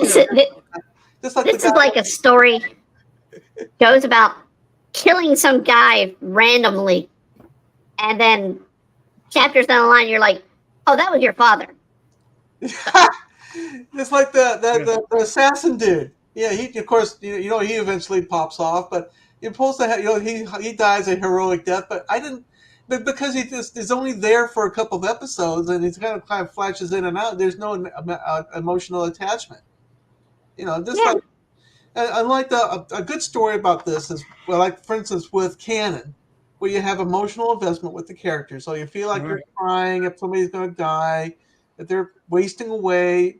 You got a certain death. You have a certain amount of emotional attachment to the character. I still need to see Canon. Now, of course, Canon is a Jin Maeda, and he is all about tugging those heartstrings. It's an awesome emotional roller coaster ride. It's a perfect way to make sure that you feel happy and then feel traumatized and be horrified by the art. I love it. I love the emotional turmoil. But this is what I'm talking about is emotional investment in your characters. Right. If you can't just have some lady pop up in a jail cell and say, this is your mother, that you don't realize who she is, and just to realize the audience to realize the tragedy of the all. There is still some to be had there. I'm not going to say that it's a completely empty thing, but it's the but then of course we get to the scene where you're talking about where the general is all cocky and all kind of like, we have this Scrap Princess, you're going to do what we want, and they look at him like, stop. They say, stop. What you say? Let's destroy your world instead. Yeah. Basically, they, and Stare straight up says, like, I have been watching humanity for 5,000 years. Y'all ain't worth shit. Diddly. You guys are not worth diddly. I think she was talking to Cece. She was talking to Cece, and Cece's like, she's like, you just came out of compression. You don't know what these people are like. Basically, they decide it's time for a quote unquote reset. Yep. And so they start destroying everything. And now the general's like, holy shit, what's going on? What did I do? What should I do? Let's go ahead and kill the Scrap Princess now. I'm going to put all my efforts after I lost her. Yeah. I'm going to go ahead and try to find her. But Yeah. now she's like in Nowheresville. So meanwhile, Chris and his crew had smuggled her out of the castle. They meet up with Shannon and Raquel and Leo and Winia, all of our group comes together in the countryside, and they are and Birkins, meanwhile, has been tasked with taking Prince Forrest, the crown prince, to the holy city. And he comes to them with the prince wants to meet his sister, sort of deal. Yeah. And so they do. Actually, no, I think I skipped. No. That wasn't the big battle with the peacemakers yet. No. Yet. Okay, so basically, they meet. She's like, yes, I would like to meet him. She thinks about it, but she's like, yes, I would like to meet him. And so they do. And all along, we got to know the prince. This was one they did play out over a long time. Chris had been assigned to spend time with the prince. We got to see him a little bit. He seems like a decent fella. Yeah. Peacemaker. I mean, he was a great. Peacemaker. As for the peace, I'm talking about a guy that really wanted to have unity, and he liked everybody. Nobody disliked him for once. Like the only person in the whole place that nobody's trying to kill or chase down or stick to the stocks or anything like that. He's a great guy. Yeah. Right. And so he decides to meet her, and in a move that I think, honestly, I saw coming an episode as soon as they made the decision, somehow surprised everyone in the room. Somehow. It's probably the one definitive action I was just at. Unlike Bookie Jake, I must admit, I didn't see this coming. But this is the one definitive action I was just looking at. Said this is a game changer. This will change it. He literally stabs her in the back. Like, basically, they meet. They find out that they both love eggs, which I think she says that must be a twin thing. I do too. Yes. That's character development. He stabs her and himself at the same time. Yes. He runs her through with a short sword that also stabs himself. And they didn't quite, they hung out a little bit and say, you know what, I really, really love my daughter, my sister, and the sister is kind of like hanging out and stuff like that. So I said, my God, this is a defining moment. I was just looking at it and saying, this is something. And this is where we find out that, yes, they do have a lot in common. And one of the things they have in common is that they both have this overly large opinion of their, what should I say? What they owe the rest of the world. Let's put it that way. They both have this shared feeling of responsibility where she has said repeatedly that she doesn't know if she should be alive.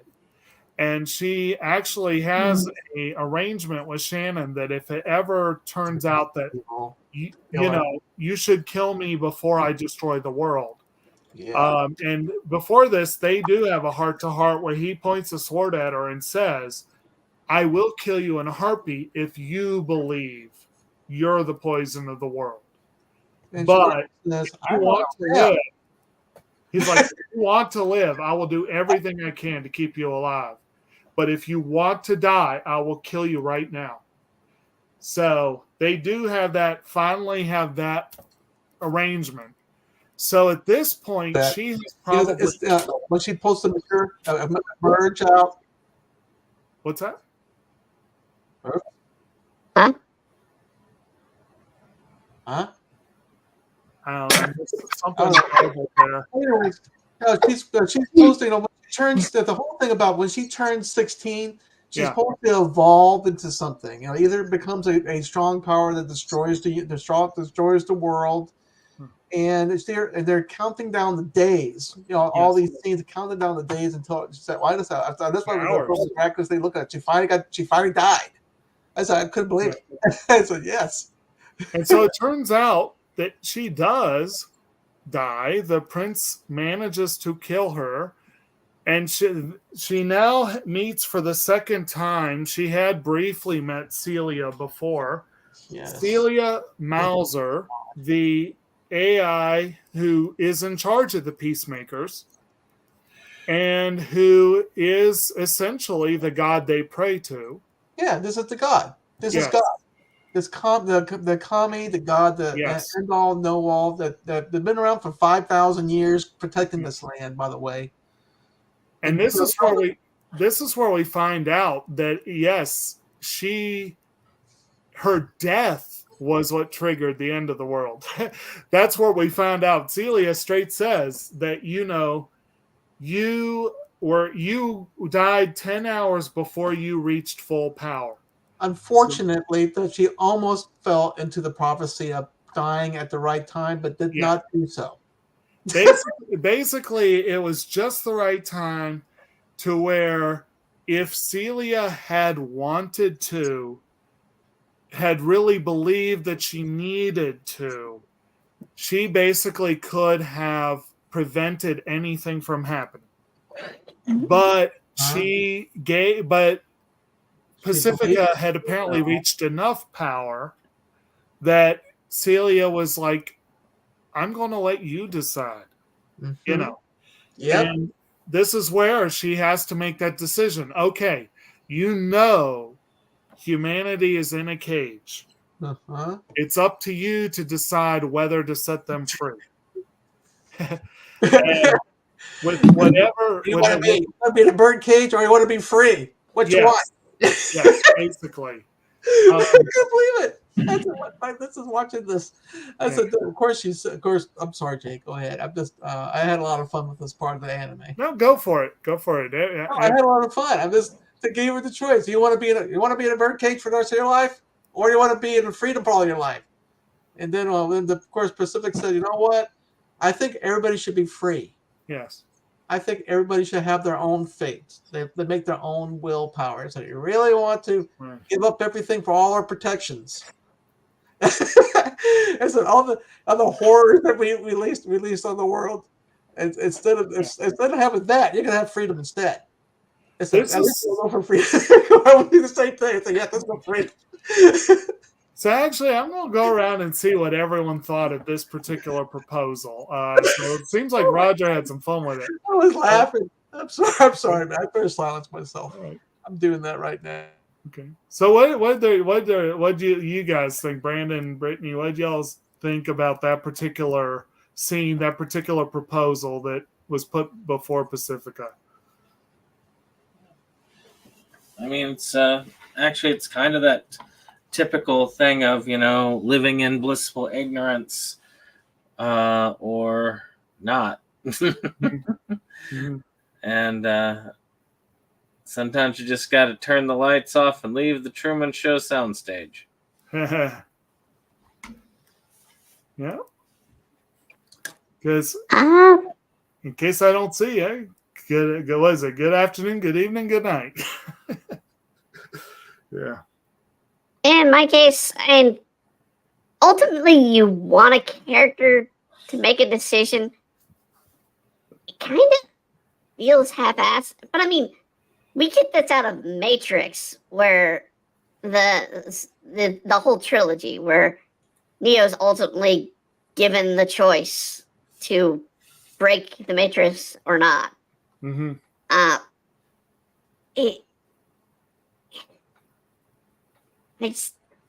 I just feel like, okay, this regular thing I've seen before multiple times. Okay. Yeah, sure. Not impressed. I'll admit, for me personally, I actually really like this because I thought that, yes, we have seen it before. And The Matrix is a good example. I hadn't even thought about that, but that's a good example of something like this being done before. But it's kind of like, I'm all about freedom and individual choice. I think that I hate the idea of restrictions on these things, especially if they seem arbitrary or they seem, and we've seen that the people who are trying to preserve the status quo some of them do not have good or righteous motives. Some of them are straight up douchebags. And in this series, most of the decent, good people seem to be aligning with the side that wants to free humanity. But there is one thing that the series does say that I have to agree with, and that is the whole idea of putting humanity in the cage in the first place was to save it from itself. Uh-huh. And in a sense, yes, if you leave humanity to its own device, yeah, sooner or later, we're all screwed. So, Well, sooner or later, you're more likely going to end up in a different cage of your What's own that? creation. I just find it was also kind of humorous that the peacemakers are saying we're going to save all humanity. We're going to save humanity, mhm. but we're going to go ahead and cull it. They're going to Oh, say, yeah. "Look at all you got, all your people." Oh, yeah. You know, like It's- All but 90%. Only 90%. Yeah, and According to the that's wiki. sort of like that's something you see now and then. That was the whole thing in Like the Avengers that Thanos was going to yeah, do. like the Infinity Destroy Gauntlet, where the half the universe to save the other half. yeah, And- you'll have what's his name, Thanos. You know, Yeah. Thanos decides they're going to team up with Death to get rid of half the universe with the Infinity Gauntlet. Well, no, I'm talking the movies because in the comics, Thanos had a boner for Death, and that was it. He had no motive worth having. In the movies, he was trying to save the universe. So I like that version much better. But Well, in the comics, he was getting cop blocked by Deadpool. At any rate, oh my god! At any rate, killing me. So of course Pacifica decides I'd rather be free. I'd rather get rid of the cage. Absolutely. And so basically, meanwhile, while this is all going down, the various the Dragoon and the Peacemakers. Yats or whatever the Yats, what did they call their little devices? Whatever the Land Rovers. Not Land Rovers, but whatever they were, mini dragoons that that sent as. Okay, yeah. They're up against the last two peacemakers, and they end up defeating them independently of this whole thing, and then they're able to come back in after, if I remember correctly. But basically, so it all plays out well, and then we skip ahead a little ways. It's more than that, Jake. What happened? That the head Cammy said that you will not use your first form. Too powerful to use in Earth's atmosphere.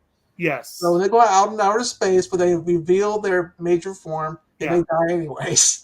Yeah. That's what I'm saying. They got locked out. They got locked out when Pacifica died. Basically, it kicked all of them out of the into space, basically into the and they continue their battle there. The dude says we can't communicate with the commie anymore, so might as well just ignore her orders and let's go to town on the. No, she had said you will not do that within the atmosphere, and he was like, "Okay, we're out of the atmosphere. Let's go ahead. Let's do it." Yeah, let's do it.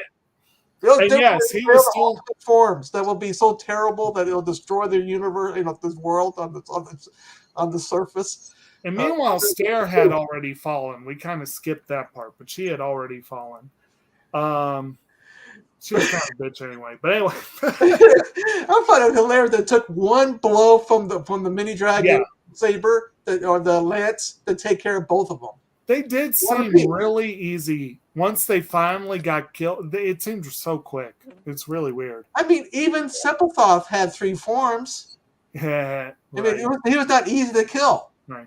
He was. And they clearly were not load-bearing bosses. No, we're not. They were easy to kill bosses that could do something when they're. They were mid bosses.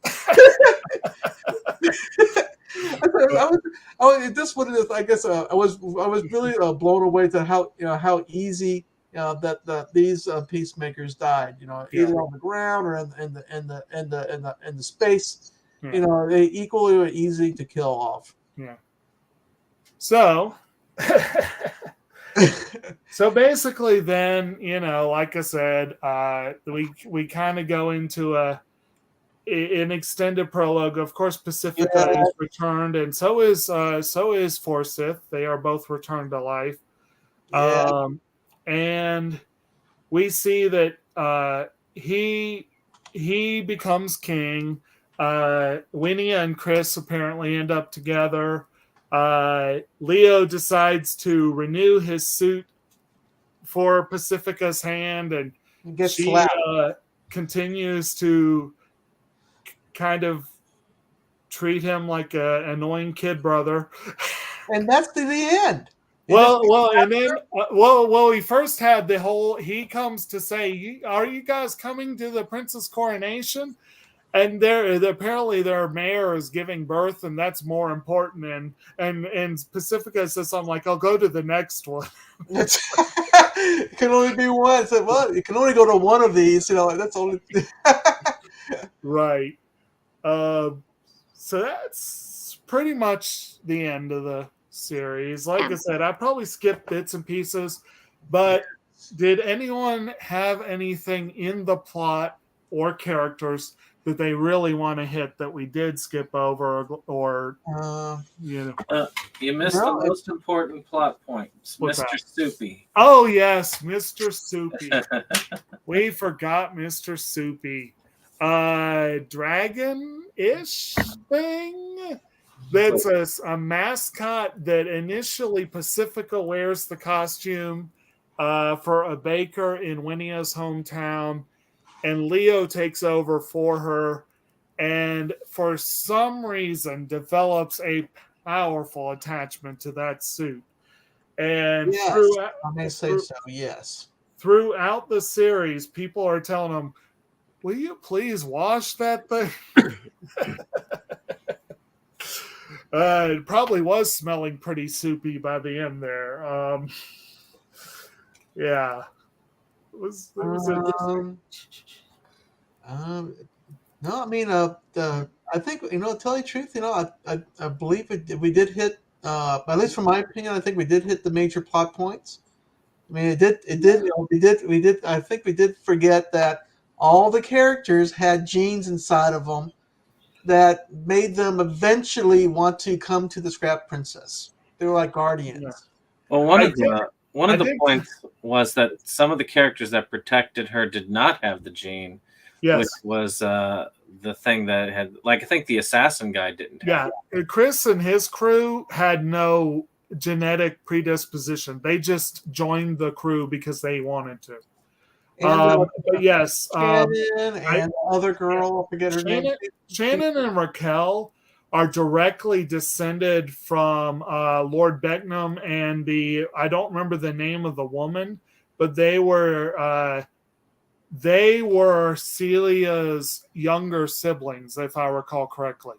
They're like or something like that. And it's probably no coincidence that Pacifica looks a lot like Celia. There definitely were some genetics in play there.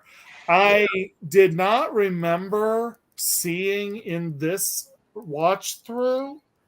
I did not remember when they pointed out that Leo and Winnia had that, but I do remember them pointing out some of you have the gene and some of you don't.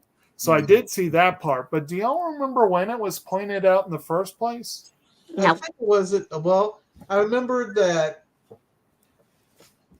I think they started talking about Guardians in the metal ship thing. Yeah, when Sinis was we have a secret we don't want to tell you, but it's almost an unimaginably well kept secret about the progenitors and all the stuff. And then of course the Cammy comes over and tells Pacifica the Beans about what's going on and Yeah. I mean, like I said, I may have just missed the part where those two were mentioned. I don't. Yeah. It was just mentioned in the middle ship, and they're saying that you guys, we have a secret. You guys have no idea what's going on, but we do. And I don't remember if Sin is and some of her people. I feel like they were too. Like, and we didn't mention Senna's right hand, her adjutant Erote, who there was sort of a running gag that every time she would be like Erote, and she'd be like here, and she's like literally right behind her. It's like that was kind of amusing for me anyway. But I know that's kind of a simple gag, but it's kind of interesting. The let me see here. I think that probably about does it. Let's go into some of the other stuff. Production. As I mentioned before, this is a Studio Bones production. You also had, of course, other people involved. Some relatively well-known people, but like on the in-between, you got people like JC Staff and PA Works working on the in-between. But your main animation was Bones. And again, you know, the one I always think of when I think of Bones is Full Metal Alchemist. But we've also got some other good solid stuff out of that studio too. They've certainly you have like Rossafon. You have like My Hero Academia. Goshik is a good one that they did. Good one. Yeah. We've got let's see here. What are some of these others here? It was what was the thing that the was it Soul something Soul Eater. Yep, that's a little bit more of a wild and crazy look to that one, but you know the story. So the original element of this by Ichiro Sasaki or Sakaki. Right. Not that prolific. I think out of its next most infamous title would probably be Code E. Okay. Yeah, there's not much to note about his work. Okay. I did touch upon character design for a little bit. I want to go back to that for a little bit. Okay. One, I want to point one thing out that's been glaring at us the entire time.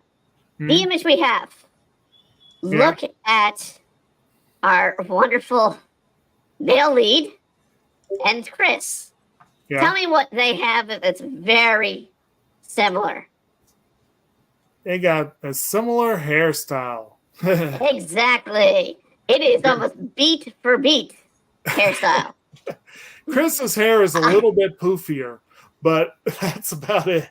The other thing is, as much as I want to state, you know, I have issue with the character design, I'm looking at the cover of the first issue.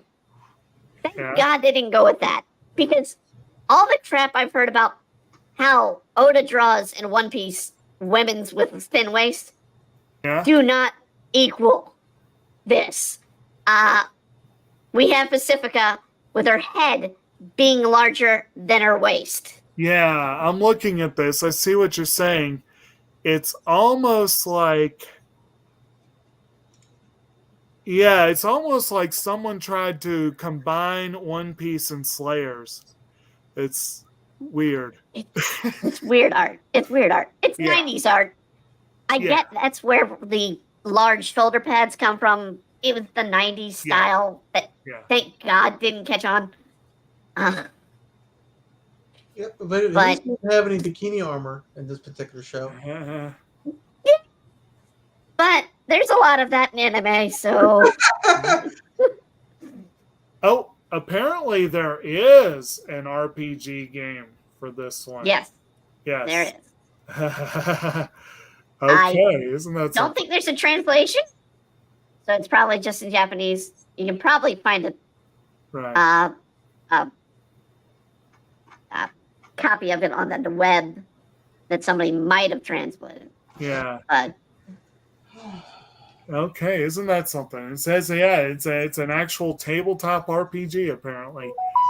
Animation wise, it's decent. I mean, it's 2003 animation, and I didn't see any glaring issues.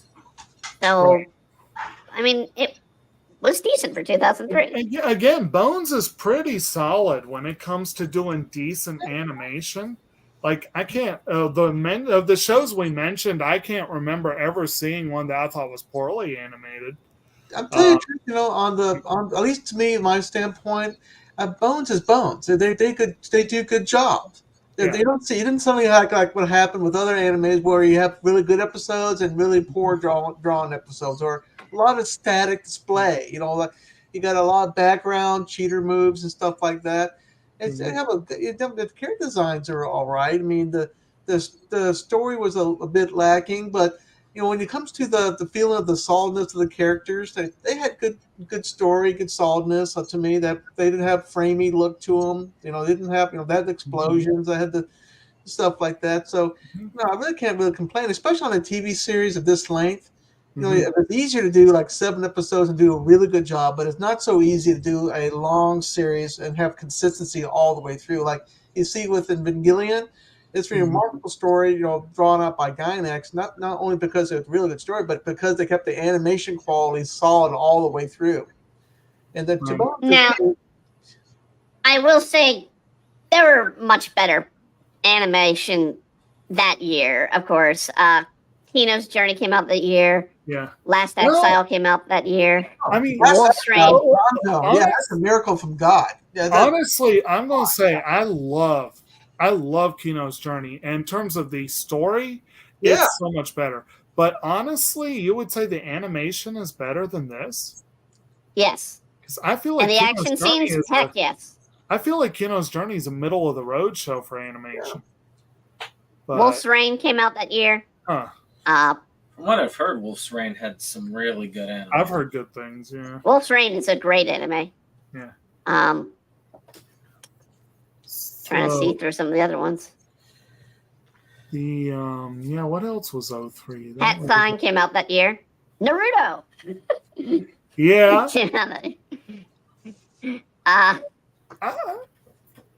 UFO Valkyrie. I'd need to go back and watch it, but I'm feeling like Naruto is probably about comparable, but I could be wrong. I have to go back and check. But Hamtaro. Anyway, I won't say Hamtaro animation, but no, a couple of interesting ones. Yeah. Big O came out the year. So, okay. Yeah. I never did see that. I need to one day. That only became popular in the U.S., which was odd. Yeah.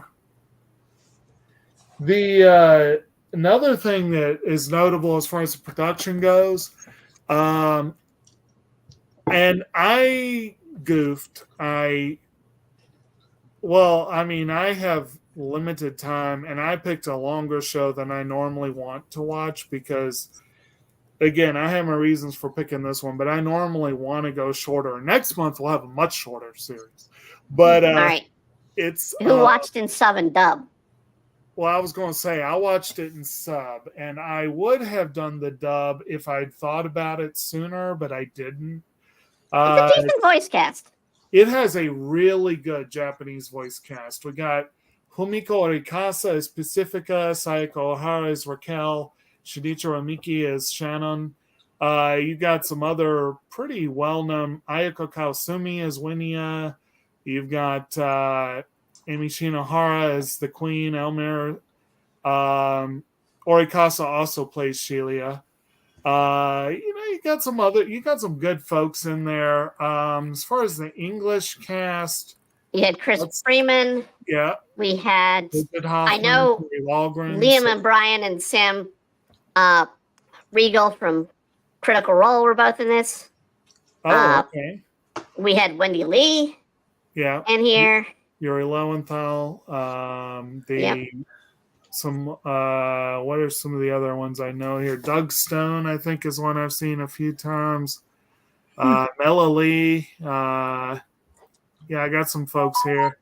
So I'm guessing that Brandon and Roger probably watched the English versions. I'm sure Roger watched the sub. He's a sub. Oh, sorry. No. the Nope. English. I only watched I watched the sub version of this. Other than we've never watched the English version of this. So Names. overall, what would everyone say about the cast? They feel like the dub was pretty decent, or I mean, I listened to the sub as well. yeah. I thought the sub, I'd say both. sub and dub were both okay. Once it started getting more complex plot wise, I was like, well, I'll lose 90% of this if I don't switch to the dub. So I did. Okay. Well, all right. So there's that. And then, of course, I started a little bit at the beginning. We got to mention the music. Okay. So we've got overall music by Hikaru Nanase. We've got an opening theme, Little Wing by Jam Project featuring Masami Okui. And the ending theme, Daichi no Lai Lai Lai, Lai Lai Lai Lai Lai there. Daichi no Lai Lai by Yoko Ono and Masami Ito. So, All right, I'm going to go ahead and mention it. I couldn't press the skip button fast enough. I could not stand the opener. Really? Nor the ender. No count for taste. But anyway. It's definitely not the same category as Tank or the Vision of Escaflowne's opening. No, every single time but watch. Every single one. Yeah. I will admit I would probably give Tank roughly equal or maybe slight. I would probably give this a little higher than Tank personally. But I will admit it's a classic. Out of your mind. I freaking love this song. I freaking love it. It is probably one of my top. Your ears must be broken. I love it.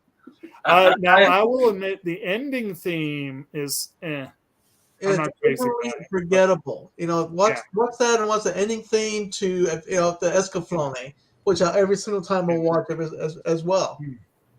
I don't judge you for liking this one. I mean, everybody's taste in music is very different. Yeah.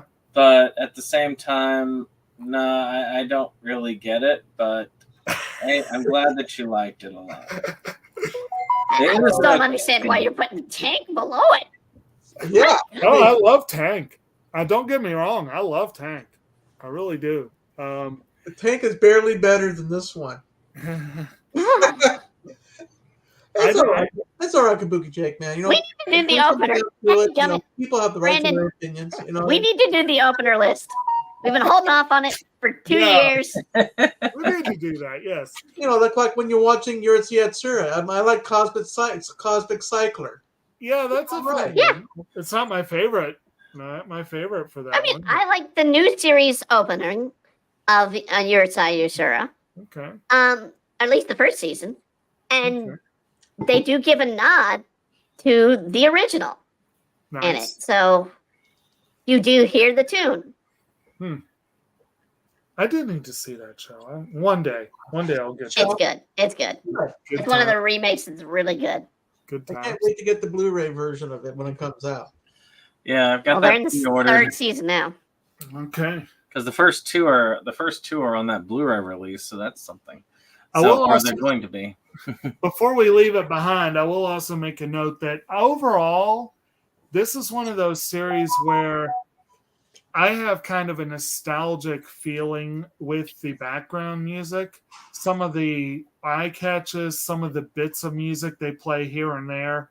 I'm not going to say they're the best. I just have kind of a nostalgic feel for them. But what would y'all's overall feeling of just the overall music, the background, what they play? Well, it's kind of forgettable. Okay. Yeah, exactly. I was going to say the same thing. I like it as much as I like the anime as a whole.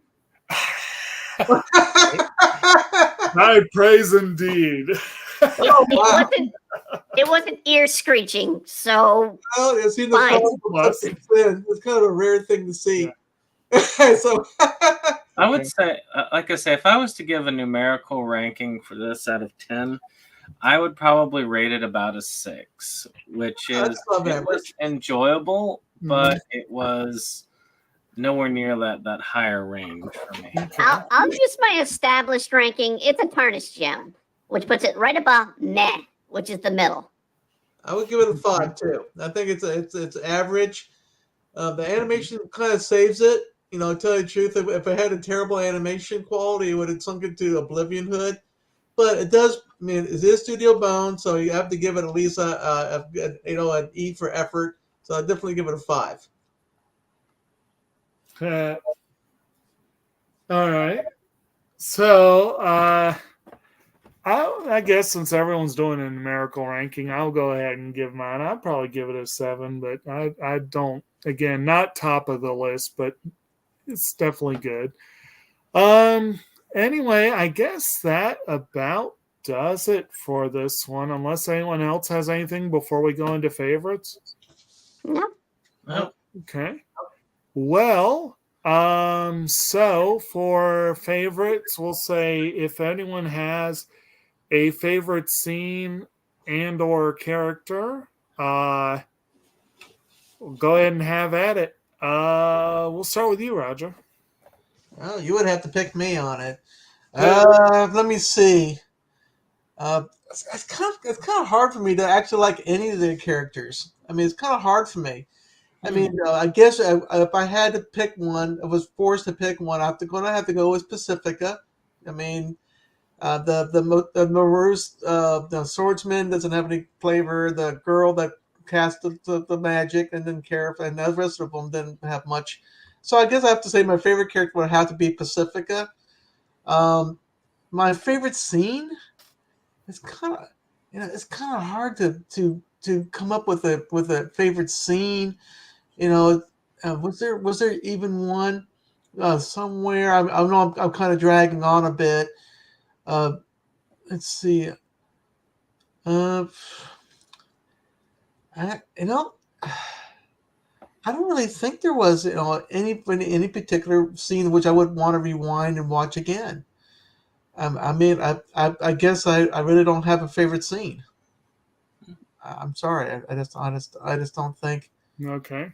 I don't think I have one. All right. How about you, Brandon? I can say at least I would rewatch that storyline where they find like that group of like heretics, and that whole plot line I thought was really good. So I can't knock that. Favorite characters, it's kind of between the bard guy that uses his music to use the bugs to attack, and the preacher guy who kind of has the whole daddy thing for Pacifica. Okay. And how about you, Brittany?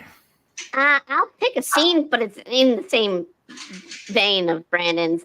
I liked the idea of the illusion because it was a cliff that from the illusion, but you go down and it's fields. I did like that. Character, there ain't one that I can state it's my favorite at all. Yeah. Okay. Well, there is one interesting scene. Is where you had the puzzle piece of the earth stick inside the earth. Mm-hmm. It's like a triangle. If all things a triangle, like the Bermuda Triangle. Right. Yeah, it was kind of fun.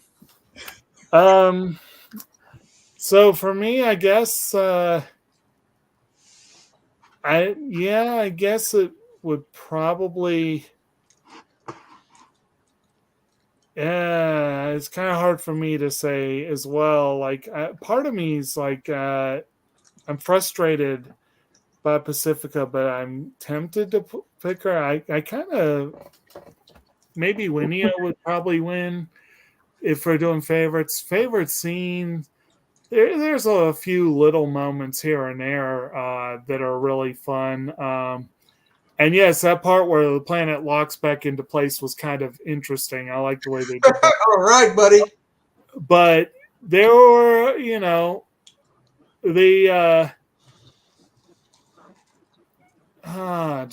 trying to think like one. I guess probably parts of that one segment in the middle with the with the hidden cultists community.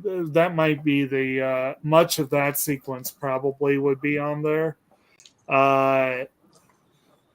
The kind of oh shit moment that the general had when he realized that the peacemakers thought he was That's a good one. Yeah, that's true. where basically they're just kind of like, oh, aren't you cute? You got a point there, Kabuki. That was a good one there, That Jim. was kind of fun. When the peacemaker said, "Well, I guess we'll have to kill you all after all." Right. What? So there were a few good You got a point. bits here and there. And I just got to do it. It just because at this point it amuses me. The opener. Hey. I mean, you liked it, so Hey, that's enjoy. all for you. It's all you, my friend. It's all good. Anyway, I guess at this point I'll hand it off to Brandon, I guess, to lead us out. So, well, that was that. After this is over, of course, I'll need to talk with y'all about next month's anime. Is that still going to be Oh My Goddess? Yes, it is. The 5-episode OVA. So we'll talk a little bit about that off the air. But before I do, so Roger, did you have anything you wanted to plug? About Scrap Princess? No, just No, about you. what's going on in life or whatnot that you want people to know about. Oh, I mean outtakes? Like anything going on with Animazing or anything like that you want people to know about. Well, we did crown the Culture King, or Queen, should I say. It was pretty interesting, surreal moment. So, all congratulations to Jenny to be our culture expert. It's one of the most unusual things. Another lady, name was Jana. She just came back from Japan, and now she has a bountiful number of pictures on Animazing that I can gawk at and salivate over. So, yeah. Man, hardly a day goes by that somebody can display something I like to look at or comment on Animazing. Japan definitely on my bucket list of one day, maybe. You can go there virtually.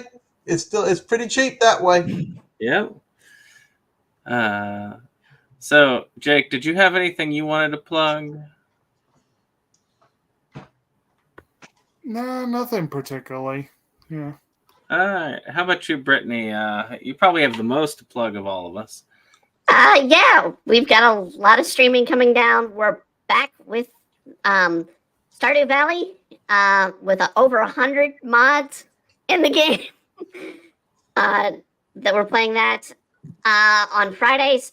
And tomorrow we begin the romantic anime of the current season in a month. We are going to be starting with Hokkaido Gals Are Adorable, which honestly is a bit of a misnomer of a title because it's more they're over-sexualized. Yeah. Well, I do like that Gushing with Magical Girls show. I haven't seen it yet. So far, Tokyo Love Story is my favorite romantic anime thus far. 7 Day Friends or 1 Week Friends is my favorite one overall. Okay. But yeah, and as far as here, we are definitely getting the trailer out, and maybe we will work on that list once I'm done with all these obligations that keep making me not being able to work on my channel, such as finishing off my movie's release, helping Dave finish his 2 movies, and then helping Kyle bring his back out. I think that'll be the show. Yeah, I got to get to work on the poster for Dave. So, those are things that are definitely up there. We're working on Dave's physical release as we speak. Yep, that's all I got going right now. But yes, after all that's over, that 20 thing, I need to actually recalibrate because I need us to like redefine exactly what we need for the parameters. So that's it. We will see you all in a month with Oh My Goddess. Like I care. said, Thank you. if y'all will stay behind right after we end. All right. Bye, everyone.